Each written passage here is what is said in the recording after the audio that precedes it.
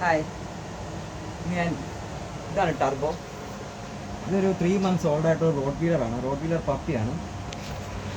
അപ്പോൾ ടർബോ എന്ന് വെച്ച് കഴിഞ്ഞാൽ അവൻ ഭയങ്കര ചെറുതായതുകൊണ്ട് അവൻ്റേതായിട്ടുള്ള കുറേ കുരുത്തക്കേടുണ്ട്. എന്ന് വെച്ച് കഴിഞ്ഞാൽ ഇപ്പോൾ നമ്മളിപ്പോൾ ഭക്ഷണം കഴിക്കുവാണെങ്കിൽ അവന് ഭക്ഷണം കൊടുക്കുന്ന സമയത്ത് അവൻ്റെ പ്ലേറ്റിൽ കൈ ഇട്ട് കഴിഞ്ഞാൽ കടിക്കും.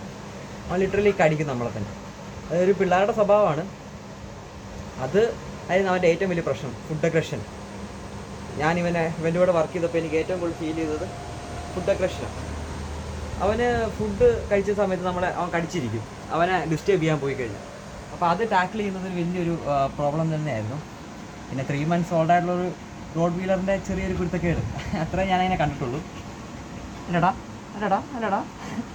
അപ്പോൾ അതായിരുന്നു എൻ്റെ ബേസിക്കായിട്ട് ഇഷ്യൂ. പിന്നെ അവൻ്റെ basic training, come stay no in, അതൊക്കെ സിമ്പിളായിരുന്നു.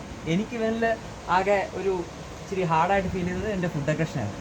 ആ ഫുഡ് അഗ്രഷൻ വേറെ പലതിലേക്കും കൺവേർട്ട് ആവും.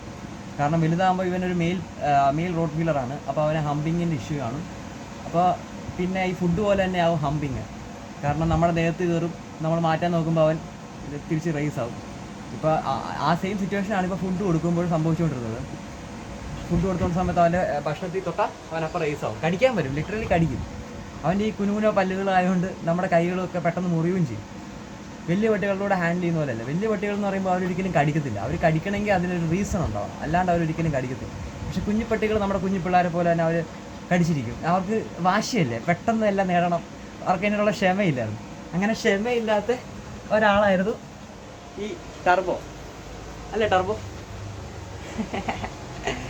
അപ്പോൾ അവൻ്റെ ട്രെയിനിങ് നാളെ തീരുകയാണ്. ഇനി ഞാൻ ഇടയ്ക്കൊക്കെ ഇവിടെ വരും, പക്ഷെ എന്നാലും പുതിയ സ്റ്റുഡൻ്റാണ് ഇനി. അങ്ങനെ ടർബോയുടെ വിശേഷം കഴിയാറായി. ഞാൻ പറഞ്ഞില്ല, ഇവൻ്റെ ആകെയുള്ളൊരു ഫുഡ് അഗ്രഷൻ ആയിരുന്നു എനിക്ക് ഫേസ് ചെയ്തത്. ബാക്കി ഇവൻ ചെറുതായതുകൊണ്ട് ലീഷ് പുള്ള് അങ്ങനത്തെ ഒന്നും ഇല്ലല്ലോ. അപ്പോൾ ഈ ഫുഡ് അഗ്രഷൻ ചെറുപ്പത്തിൽ തന്നെ എനിക്ക് മാറ്റാൻ പറ്റിയതിൽ എനിക്ക് വളരെ സന്തോഷമുണ്ട്. കാരണം വലുതായി കഴിഞ്ഞാൽ അവനെ നമുക്ക് ഒരിക്കലും മാറ്റാൻ പറ്റത്തില്ല. അത് പിന്നെ ഭയങ്കര പാടാണ് മാറ്റാൻ. അപ്പോൾ അത് ചെറുപ്പത്തിലേ വരുന്നൊരു സ്വഭാവമാണ്. ഇപ്പോൾ നിങ്ങളുടെ വീട്ടിലൊക്കെ ഡോഗ്സ് ഉണ്ടെങ്കിൽ, ഫുഡ് അഗ്രഷൻ ഉണ്ടെങ്കിൽ നിങ്ങളത് ചെറുതാണല്ലോ എന്നോർത്ത് ഒരിക്കലും അതിന് വിട്ട് കളയരുത്. അത് സീരിയസ് ആയിട്ട് തന്നെ കാണണം. ഒരു 3 years 4 years ആയിട്ടുള്ളൊരു ഡോഗ് എങ്ങനെയാണ് നിങ്ങളുടെ അടുത്ത് പെരുമാറുന്നത്, അതേ രീതിയിൽ നിങ്ങൾ അതിനെ സമീപിക്കണം, അതിനെ മാറ്റണം. കുഞ്ഞ് പപ്പിയായി ആവുമ്പോൾ തന്നെ. കാരണം വലുതാവുമ്പോൾ മാറ്റുക എന്ന് പറയുന്നത് അത് പോസിബിൾ അല്ല. അല്ലെങ്കിൽ ഒരു ട്രെയിനർക്ക് തന്നെ മാറ്റാൻ പറ്റുള്ളൂ. അല്ലെങ്കിൽ മടുത്തു, നമുക്ക് ഒരു കാര്യം ചെയ്യാൻ പറ്റില്ല. നമ്മുടെ ഡ്രസ്സായാലും നമ്മുടെ തിങ്സ് ആയാലും എല്ലാം ഡോഗ് ആ രീതിയിൽ കാണും. പിന്നെ അത് എടുക്കും, പിന്നെ അത് എടുക്കാൻ നോക്കുമ്പോൾ കടിക്കും, ഭയങ്കര. അപ്പോഴാണ് ആൾക്കാർ വെറുത്തു പോകുന്നത്. അപ്പോൾ എല്ലാവരും പറയും പട്ടി കടിച്ചു. പക്ഷേ ചെറുപ്പത്തിലേ അതിനെ മനസ്സിലാക്കി അതിൻ്റെ സ്വഭാവം ഇങ്ങനെ ശരിയാക്കി എടുത്തു കഴിഞ്ഞാൽ ആ പ്രശ്നം മാറിക്കിട്ടും. അപ്പോൾ ഇതാണ് നമ്മുടെ ടർബോ, കുഞ്ഞിപ്പയന. അപ്പോൾ ഓക്കെ.